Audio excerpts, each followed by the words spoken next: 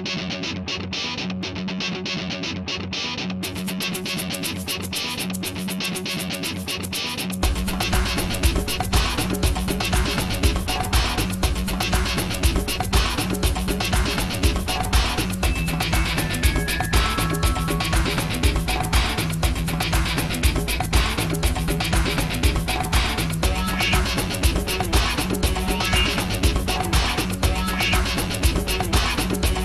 morning, Terence.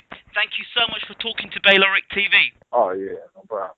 Okay, so for the fans, tell us what your record is, please. I'm 20-0 with 15 knockouts. Okay, excellent stuff. For those of you who don't know who Terence Crawford is, he just came off a career best win against Breeders Prescott, a masterful performance of boxing.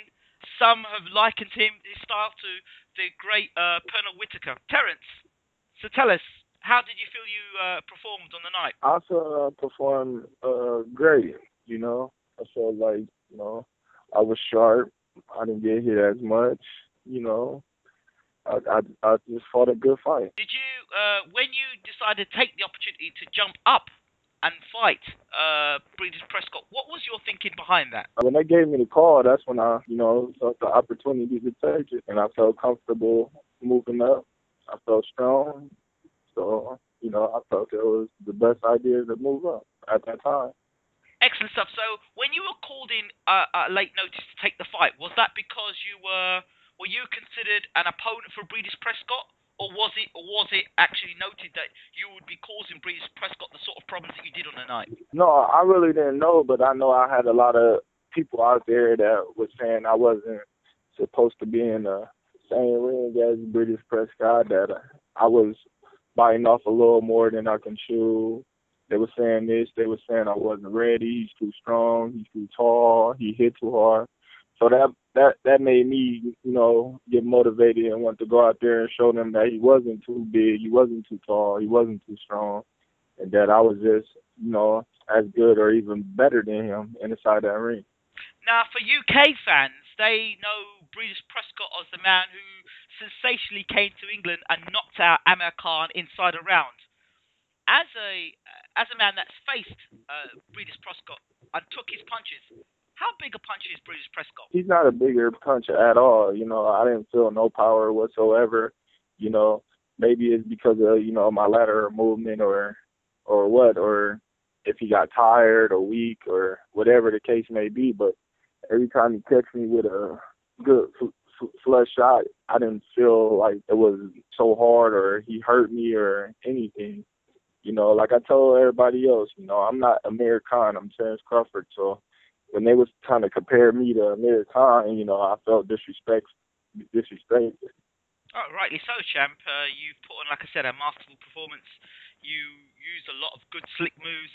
So let me know more about Terence Crawford. You've put on a performance like that, and there's definitely more from where that's come from. That's probably just the start, you're going to tell me.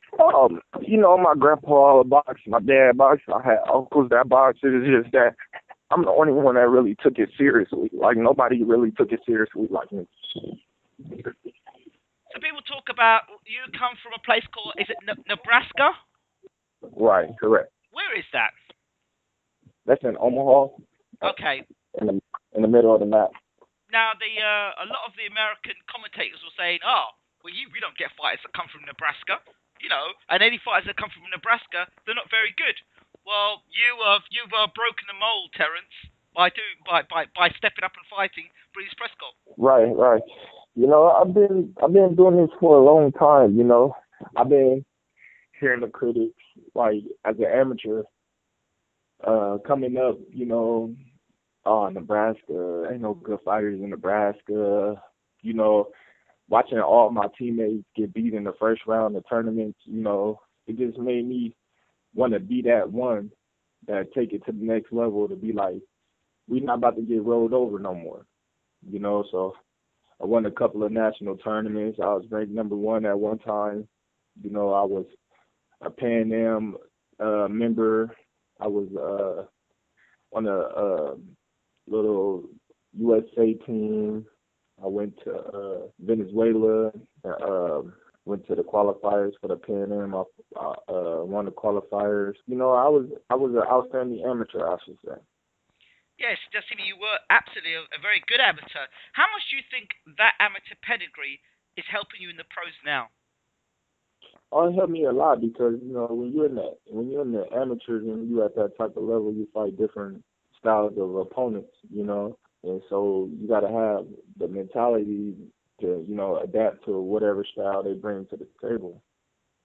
When you went to take this fight with Breeders' Prescott, did you feel? I mean, I know you said you felt disrespected with the whole Amir Khan thing. Were you treated like an opponent, or were you treated as an exceptional talent? How did you feel before you put on that performance? Well, I felt good. You know, I felt like some people believed in me, and I felt some people didn't. So it was kind of like even. Like I heard a lot of people saying, you know, I wasn't ready, or because they didn't know me. You know, because they didn't see me on TV and this and that. And I felt a lot of people did, you know, have faith in me because they have seen me. They have seen what I was capable of. So, you know, it was like an up and down thing. So now that you've beaten Breeders' Prescott, are you going to stay at that in that weight division, or are you going to move back down? No, I'm gonna move back down and campaign for the 135 title, and hopefully everything goes well. I win that title, and, move up. So is there any reason why you would? I mean, you looked excellent. Is it? Do you feel that it's different? I mean, those guys that are in that weight division, did you feel the natural strength, more strength in this fight with from Breeders' Prescott, which made you think, you know what? I'm not so sure if I really want to be fighting this weight division, or is it just a case that you want to do 135, clean up first, and then move up? No, not so ever. You know, if you look at the tapes, when I wanted to push him back, I can push him back. You know, I can stand my ground. You know, it wasn't no case that he was stronger than me. I felt stronger than him. You know, it was just that my coaches wanted me to do a certain thing in there, and that's what I did, and that was box. You know, I felt like I could have took him out, but they didn't want me to go in the slugging match with him. So I just listened to my coaches, and yeah, that's the plan, to go down to go back to my weight, 135, clean up, and then come and clean up 140. Wow. How do you respond to people comparing you to the great Colonel Whitaker? Oh, it's great. You know, it makes me feel good because a lot of people haven't seen me fight, so a lot of people don't really know who Terence Crawford really is. So for them to get to see me and to, say all those good things about me, it's like it makes me feel better because all I ever heard was negative thoughts, like, oh, he's from Omaha, he's not this, he's not that, so it's like now they seeing the light, now they seeing what Terence Crawford really is about. So it's like some of my work is being done. I like your story already, Terence, because the whole story of people telling you you're not good enough, you're not this, you're not that, you're not this, and your way of release, or your way of justification or empowerment, is by delivering the goods, is by showing people, look, you say all these things about me, but at the end of the day, I'm showing you what I can do in the ring, where it matters most. Right, that's exactly right. I'm not the type of guy that likes to talk a whole lot, say I'm gonna do this, I'm gonna do that, or this is what's gonna happen, or not, and that, or I just tell them we're gonna see Saturday. I'm gonna go in there and do what I do best. Do you think in today's economic times, and the way certain fighters get opportunities more than other fighters, because they can talk, do you think that you're going to have to be a talker to get title shots? No, not really. I let my managers and my promoters and everybody handle that side of the business. I just fight. I don't feel I have the need to tell a guy what I'm going to do and pump my head up and try to make certain gestures towards the fighter to get a fight. No, I just feel like if I keep winning, they're gonna have to fight me regardless. You know, you only can stay away from somebody for so long, you know. So, So tell me about the team behind Terence Crawford, your manager and your promotional team, and your trainer. well, my manager is Cameron Duncan and Brian McIntyre. My promoter is Top Rank, Okay. Bwtm. You know, my coaches are Saul Dieguez and Brian McIntyre and Jockey Spikes. So I got a great team behind me, you know. They all, you know, got a certain input, different outlets on, you know, on my fighting style and how they want me to fight. So, you know, it all comes into play at the end of the day, come fight time.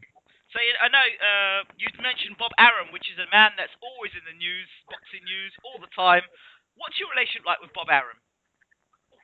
Oh, it's an okay relationship, you know. I just really got to meet him, you know. I've been boxing, you know what I'm saying. This is like my sixth fight. This is my sixth fight with Top Rank, and you know I was always on the undercards of this, the undercards that. So I really got to sit down and talk to him and introduce myself, and him introduce himself to me, and you know it was a good experience. Wow. So how do you get from being an undercard fighter and fighting in small halls and clubs to fighting on a main event? What does it take, Terence, to, you know, you've got a guy like Paul Spadafora, who's a former world champion, he's unbeaten, and he's crying out for fights. What does it take?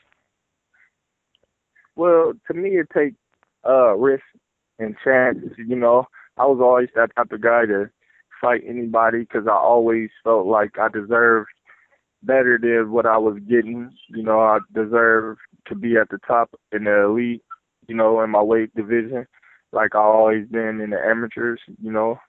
But like I should say, a lot of people didn't have faith in me. They didn't think I was as good as I really is, you know. So like they just kept giving me little tests. I passed this test, I passed that test. So when they called me for the fight, it was no doubt that I was taking the fight. You know, it was just like, okay, this is my time. This is my chance. You know, like big risk, big reward. You know, I feel like, you know, all those guys that he was fighting wasn't me.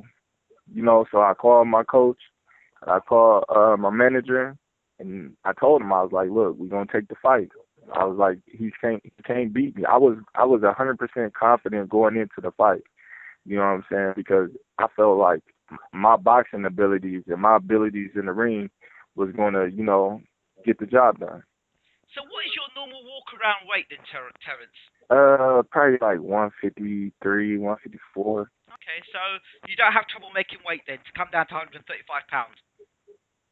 You don't have trouble coming down making weight. No, not whatsoever. You know, I was on the verge of making 35 before when they called me. Okay. You know, I was like 142, 141. You know, and that was 2 weeks before the fight time.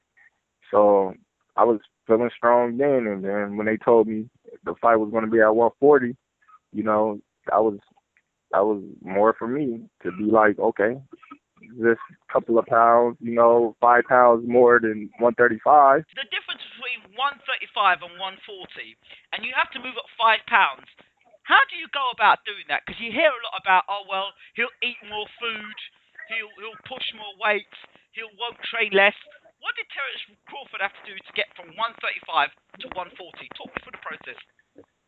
Well, just maintain what I've been doing. You know, it's not nothing different that I would do. You know, to move up 5 pounds. You know, I would continue to do the same things that I've been doing. You know, I don't want to put on a lot of muscle. You know, because a lot of muscle need oxygen. Right. So, you know, you don't want to tire in there. So I just maintain what I would do as if I was going down to 35. I just, you know, put it on a different schedule to lose weight. Let's talk about the 135 division. If I'm right, you've got the UK's Ricky Burns. Right. You have Adrian Broner. Right. Vasquez. Right. Who else you got? Yeah, they're the main guys I can see at the moment. Where do you see yourself in that mix now? Well, I always said that I was up there. I was at the top of the elite of any fighter, you know.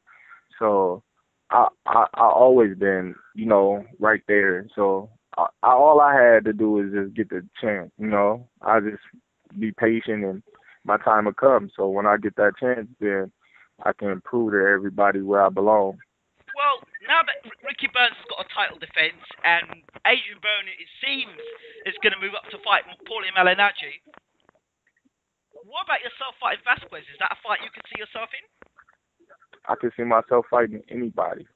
You know, all it takes is, you know, a phone call and a contract. That's how I see it. So you don't have no fears of anybody from 135 up to 140?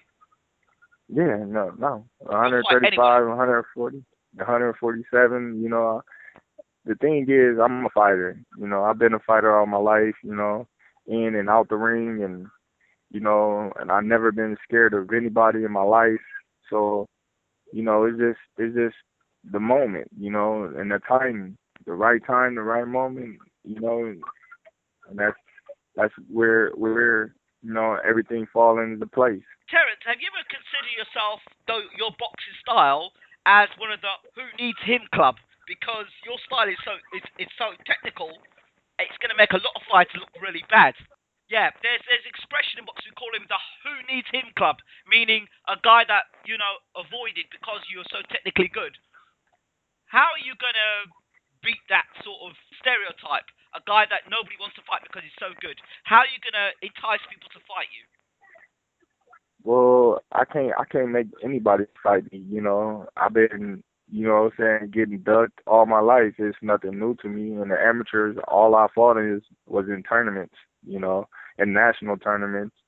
People, you know, from Omaha and other cities close to Omaha, when they see me coming in a way, they be like, well, ain't no need to fight this guy, you know, just pull out and it's not a tournament, don't worry about it. Only time we're gonna fight him is when it's in a tournament. That's why a lot of people they don't understand, you know what I'm saying, what I've been through, like in this boxing game. And they wonder why they be like they think I got a lot of fights, amateur fights. I only had like 65, 63 amateur fights. You know, and they be like, wow, well, why you didn't have so many fights? Because I only fought in tournaments. Like, when nobody fighting. So you're used to being ducked then? No, so it's just business as usual for you as a pro. Right. Correct. Okay, Terence, as an amateur, was there anybody that you fought in the amateurs who now doing well in the pros? Oh, yeah. I fought Danny Garcia. I fought Carlos Molina. Okay. Fought Diego Magdaleno. Okay. I fought Michael Dallas. Right. I fought I fought a lot of people. I fought the dude from Texas. I fought a couple of dudes from Texas. Jerry Balmonte. Okay. Man, I fought a few guys. So you know, that was. I'm interested in what you did with what happened with you and Danny Garcia, because that's the fight that's potentially could happen. Oh, I beat him. Easy? Yeah, it wasn't easy, but you know, I felt like we fought twice. The first time they gave it to him by 1 point because I felt like because politics played in the factor, and they knew him more than they knew me, you know. But I felt I won that fight easy, hands down, easy, you know. But the second time it was kind of more competitive, and I got the win by like 3 points. Okay. So was Garcia a big puncher then? Nah, he was a big puncher like when he was fighting other people, but not with me. Like I didn't feel it was like in the second time. Like he caught me with a lot of clean, good shots, but you know when you in the moment, I don't know if you don't get hit on that button, then you can take it. The shots that hurt you is the ones that you don't see. What about who have you been sparring with in preparation to this Prescott fight, or who have you been using to spar with in your gym? Oh, I was sparring Patrick One Punch Thompson, you know, from Lincoln. I was sparring Aaron Quintana. He's a pro from Lincoln, and I was sparring some guys out of Kansas City. You know, I don't even know their names, but it was like 4 or 5 of them. You know, I was sparring. You know, so I had good sparring for this fight. So, you've had the Prescott fight. Is it now a case of you moving on and fighting somebody of a higher note or a higher level, or are you just going to keep fighting, just keep busy fights? No. My goal is to keep the big fights. You know, people on higher levels, and you know, and so I can start my legacy from there. You know, so I can get close to a title shot. So you're not interested in taking warm-up fights and nobody names? No, not whatsoever. You know, my goal is to, you know, keep busy and keep right where I'm at. You know, because I don't feel Brady Prescott was a warm up fight. He was about to fight for the WBA title, so you know that wasn't a warm up fight. You know, so why should I go backwards when I need to go forward? Absolutely, that's the way, champ. So where do you want to be next? What would be your ideal next fight, Terence? Well, my idea, I don't know, you know, because that's up to my managers and my promoters. I let them handle that. You know, they know the best for me. You know, me as a fighter, I want to be in there with whoever the best. You know, the titleist. You know, and whatever weight class that I'm in, I want the title. That's what I want. You know, so me being me, I'll be like, yeah, I want to go out for whoever got a belt, whoever. You know, and my manager and my promoter might be like, well, let's take this one fight, you know what I'm saying, before we go to the title, you know. So I let them do their job and I just do my job. How much do you study other opponents in terms of in your weight class? How much knowledge do you have of your other opponents in the weight class? I really don't do too much studying unless, you know, we about to fight. You know, I see them fight here and there. I don't really, you know, study them. I just look at the fight as a fan, you know, but if it ever came to, okay, now you fighting that guy that was on TV the other day, you know, then I'll go back to the fight and then I'll watch it and then I'll be like, all right, let's see how we gonna break them down. Okay. You know, other than that, I don't never study a opponent or a fighter that's in my weight class. Okay. What's your philosophy as a fighter? I mean, some fighters want to go in there, hit and get hit. Other fighters want to land their punches and get away. What's your philosophy? What's the Terence Crawford philosophy? Well, it's called boxing. You know, it ain't called baiting or hit me and I hit you back. You know, it's called boxing. So, of course, you know, I want to be that guy that that hits and don't get hit. You know, because you stay around longer and you keep the scent. Okay, so I take it you saw the Brandon Rios Michael Alvarado fight then. Right. That's not the type of fight that I'll do. You know, that's bad for you in the end. You know, you wanna impress the fans, but later on in life, you know, you're the only one that's gonna have to deal with the decision that you made in the ring. So what do you think of those two fighters? Let's talk about Brandon Rios first. Okay, Brandon Rios, he's a good fighter. You know, he's a great come forward, cut off the ring, go to the body, uppercuts, and you know, break a guy down. But at the same time, I feel like he takes too much punishment to get to where he's trying to get.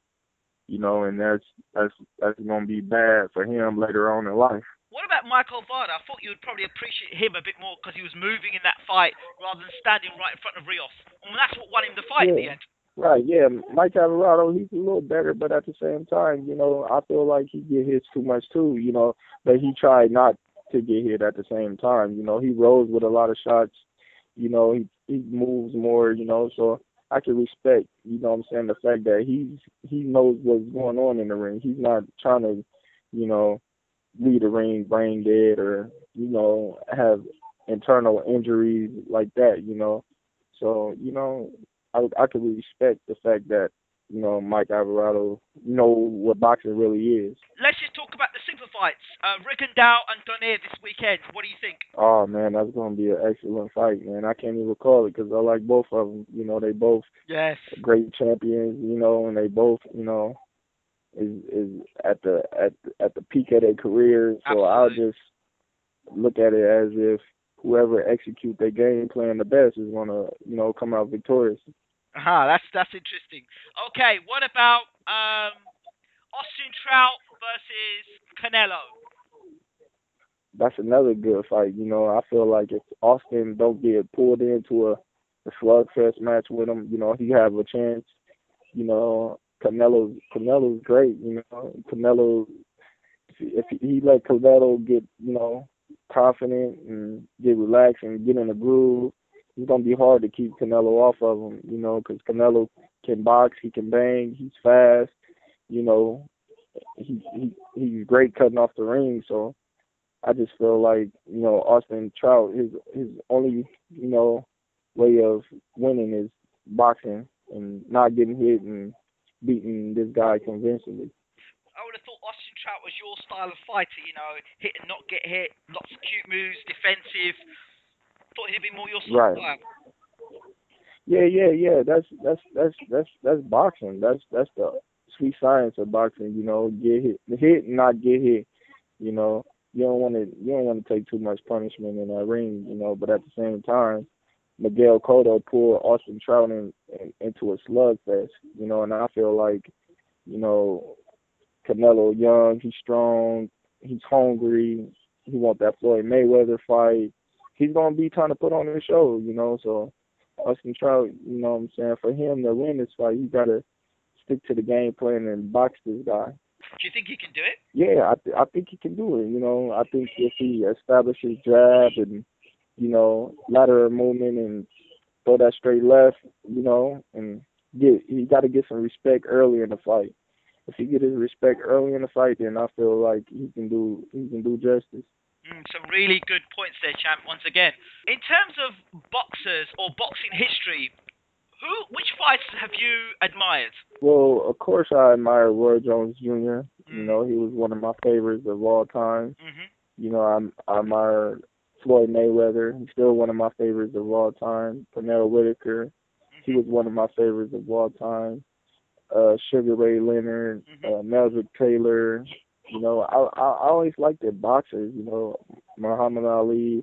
I liked it. Barrera, Marco Antonio Barrera. I liked it. I liked the fight style of them hitting somebody, making them miss, and making them pay. How about Sugar Ray Robinson? Oh yeah, Sugar Ray Robinson. I liked him too. Eric, you should know that, but as it's not a lot of video of him, No. that I have seen. Right. So I can't call it. I'm not the type of guy to be like, oh, I like this guy, and I really never seen him a lot. And a lot of. There's lots of YouTube on him now, and he's my favorite of all time. I love Sugar Ray. Man can box, he could slug, he could move from side. He had lateral movement, punch you going forward, punch you going backwards, and amazing fight. And his combinations, hand spin was second to none. Right. Yeah, don't get me wrong. I always liked the Sugar Ray Robinson, but I only seen a select few of his fights. I've never seen like a lot like I have with all those other fighters. Yes, when you talk about guys like that, you talk about great fighters now.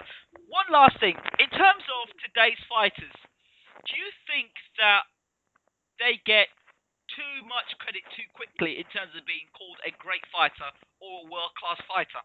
Yeah, I kind of do, because back in the days, all the great fighters fought the great fighters, They all fought each other, you know what I'm saying, before they was called the great.